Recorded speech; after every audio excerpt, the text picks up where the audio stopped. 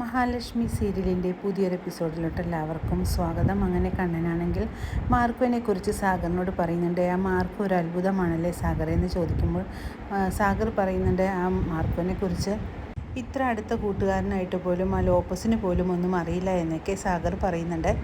അർദ്ധരാത്രി കഴിയുന്ന സമയത്ത് മാർക്കോ പുറത്തു പോകാറുണ്ടെന്ന് ലോപ്പസ് പറയുന്നത് ഞാൻ കേട്ടിട്ടുണ്ട്. അതാരെ കാണാനാണെന്നും എന്തിനാണെന്നുമൊന്നും ലോപ്പസിന് പോലും അറിയില്ല എന്നൊക്കെ സാഗർ പറയുകയാണ്. മാർക്കോ മുരുകൻ്റെ അവതാരമാണോ എന്നറിയില്ല, ഒരു ചെറിയ വേല അവൻ എപ്പോഴും കൊണ്ടു നടക്കുന്നുണ്ട്.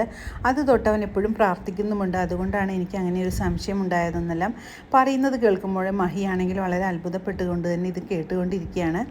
പിന്നീട് മഹിയും കണ്ണനും കൂടെ അവിടെ നിന്നും അനന്തുവിൻ്റെയും ലേഖയുടെയും വീട്ടിലോട്ട് പോവുകയാണ്. അങ്ങനെ മഞ്ജുവിനോടുള്ള യാത്ര പറഞ്ഞുകൊണ്ട് കണ്ണൻ തന്നെ ഡ്രൈവ് ചെയ്തുകൊണ്ട് പോവുകയാണ്. അപ്പോഴേക്കും മഹാലക്ഷ്മിക്കാണെങ്കിൽ ആകെ ഒരു ഭയം വരുന്നുണ്ട്. മഹാലക്ഷ്മി പറയുന്നുണ്ട്, കണ്ണേട്ട തന്നെയൊന്നും പോകണ്ട, ആരെങ്കിലും കണ്ണേട്ടൻ ഓടിച്ചുകൊണ്ട് പോകുന്നത് കണ്ടു കഴിഞ്ഞാൽ അതൊരു പ്രശ്നമാവും, അതുകൊണ്ട് നമുക്ക് ഡ്രൈവറിൻ്റെ കൂടെ തന്നെ പോകാമെന്ന് പറയുന്നുണ്ട്. പക്ഷേ കണ്ണൻ അതൊന്നും കൂട്ടാക്കിയില്ല. കണ്ണൻ പറയുന്നുണ്ട്, അതൊന്നും സാരമില്ല മഹി, നമ്മൾ പോകുന്നത് ആരും കാണില്ല എന്നൊക്കെ പറഞ്ഞുകൊണ്ട് അങ്ങനെ പോവുകയാണ്. പക്ഷേ മഹിയാണെങ്കിൽ ആകെ ഭയപ്പാട് തന്നെയാണ് ഇരിക്കുന്നത്. അങ്ങനെ മഹി ഭയപ്പെട്ടതുപോലെ തന്നെ പ്രതാപൻ്റെ വണ്ടിയാണെങ്കിൽ എതിരെ വരുന്നത് കണ്ട് മഹി ആകെ പേടിക്കുന്നുണ്ട്. കണ്ണേട്ട ആ വരുന്നത് കരുണയുടെ അച്ഛൻ്റെ വണ്ടിയാണ്, ഇനി കണ്ണേട്ടനെ എങ്ങനെയെങ്കിലും കാണും, അതുകൊണ്ട് എനിക്ക് പേടിയാവുന്നു കണ്ണേട്ട എന്നൊക്കെ പറഞ്ഞുകൊണ്ട് മഹി ആണെങ്കിൽ ആകെ വെപ്രാളപ്പെടുന്നുണ്ട്. അതേസമയം പ്രതാപൻ്റെ വണ്ടിയാണെങ്കിൽ കണ്ണൻ്റെ കാറിന് അരികിൽ കൂടി തന്നെ പോവുകയാണ്. മഹിയാണെങ്കിൽ പിറകോട്ട് തിരിഞ്ഞ് തന്നെ നോക്കുകയാണ്. പ്രതാപനെങ്ങാനും അവിടെ വണ്ടി നിർത്തി ഇവരെ വാച്ച് ചെയ്യുന്നുണ്ടോ എന്ന്. പക്ഷേ കണ്ണൻ അതൊന്നും നോക്കാതെ എത്രയും പെട്ടെന്ന് തന്നെ അവിടെ നിന്ന് സ്ഥലം വിടുകയാണ്. പക്ഷേ പ്രതാപനാണെങ്കിൽ ചെറിയൊരു സംശയം തോന്നി വണ്ടിയാണെങ്കിൽ അവിടെ ഒതുക്കി നിർത്തുന്നുണ്ട്. മഹി പറയുന്നുണ്ട്, കണ്ണേട്ട അയാളെങ്ങാനും കണ്ടാൽ ആകെ പ്രശ്നമാകും, ഇനി എല്ലാവരും അറിയും കണ്ണേട്ടനാണെങ്കിൽ നടക്കാൻ കൂടെ വയ്യാത്ത കണ്ണേട്ടൻ കാർ ഓടിച്ച് പോകുന്നതും കൂടെ കണ്ടു കഴിഞ്ഞാൽ അവരുടെ ശത്രുത കൂടുകയുള്ളൂ കണ്ണേട്ട എന്നൊക്കെ പറയുമ്പോഴേക്കും കണ്ണൻ പറയുന്നുണ്ട്, നീ ഒന്ന് സമാധാനമായിട്ടിരിക്കും മഹി, അവരാരും നമ്മളെ കണ്ടിട്ടില്ല എന്നൊക്കെ പറയുന്നുണ്ട്.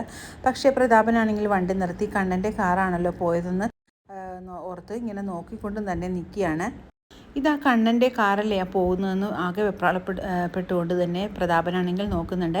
അങ്ങനെ പ്രതാപൻ നോക്കിക്കൊണ്ട് നിൽക്കിയ കണ്ണനാണെങ്കിൽ എവിടെയും നിർത്താതെ വേഗത്തിൽ തന്നെ പോകുകയാണ്.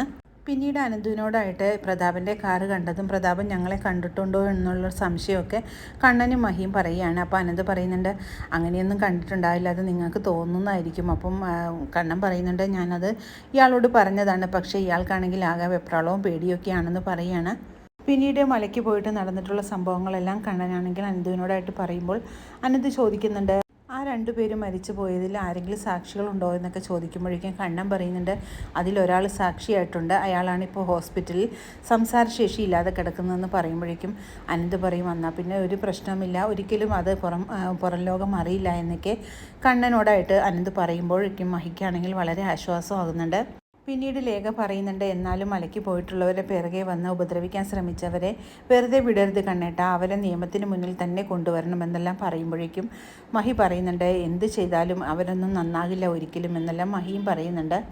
പിന്നീട് കരുണയാണെങ്കിൽ കണ്ണൻ്റെ ബോഡിയെക്കുറിച്ചുള്ള യാതൊരുവിധ വിവരങ്ങളും അറിയാത്തത് കൊണ്ട് ആകെ അസ്വസ്ഥതയായിട്ട് തന്നെ നിൽക്കുകയാണ്. പിന്നെ കരുണയാണെങ്കിൽ പറയുന്നുണ്ട്, എന്താണെങ്കിലും മേഘേട്ടനെ വിളിച്ചതൊരു പോലീസുകാരനാണല്ലോ, അങ്ങനെ ഈ കണ്ണന് എന്തോ ഒരു അപകടം സംഭവിച്ചിട്ടുണ്ടെന്നുള്ള കാര്യത്തിൽ ഒരു ഉറപ്പായെന്നെല്ലാം കരുണ പറയുകയാണ്. നമ്മൾ ആഗ്രഹിച്ച പോലെ എല്ലാ കാര്യങ്ങളും നടന്നിട്ടുണ്ട് മോളെ, നമ്മൾ വിചാരിച്ച രീതിയിൽ തന്നെയാണ് കാര്യങ്ങൾ നടന്നിരിക്കുന്നത്, അതുകൊണ്ട് മോളൊന്നുകൊണ്ടും വിഷമിക്കേണ്ട എന്ന് ദുർഗയാണെങ്കിൽ കരുണയോടായിട്ട് പറയുമ്പോൾ കരുണയ്ക്കാണെങ്കിൽ വളരെ ആശ്വാസമാകുന്നുണ്ട്. അവളുടെ കണ്ണീര് കാണാനായിട്ട് ഞാൻ കൊതിച്ചിരിക്കുകയാണ് അമ്മേ, അവളാണെങ്കിൽ അവൻ്റെ അടുത്തിരുന്ന് കരയുന്നത് കാണാനുള്ള നിമിഷങ്ങളെ ഞാൻ എണ്ണി ഇരിക്കുകയാണെന്നെല്ലാം ദുർഗയോടായിട്ട് കരുണ പറയുകയാണ്. ഇനി അവൾ ഇങ്ങോട്ട് വരുന്നത് അവൻ്റെ ചേതനേറ്റ ശരീരം കാണാൻ വേണ്ടി മാത്രമാണ്, അതുകൊണ്ട് നമുക്ക് ആ നിമിഷത്തിന് വേണ്ടി കാത്തിരിക്കാം മോളെ, അതുകൊണ്ട് നമുക്കിനി ഒന്നുകൊണ്ടും പേടിക്കാനില്ല, നമ്മളുടെ കാലമാണ് ഇനി വരാനിരിക്കുന്നതെന്നെല്ലാം ദുർഗയാണെങ്കിൽ കരുണയോടായിട്ട് പറയുന്നുണ്ട്. ഇത് കേട്ട് വളരെ സന്തോഷത്തോടു കൂടി ഇരിക്കുന്ന കരുണയാണ് പിന്നീട് കാണിക്കുന്നത്. അങ്ങനെ വളരെ ത്രില്ലിംഗ് ആയിട്ടുള്ള ഒരു എപ്പിസോഡുകളാണ് ഇനി വരാനിരിക്കുന്നത്. പുതിയൊരു എപ്പിസോഡിനായിട്ട് നമുക്ക് കാത്തിരിക്കാം.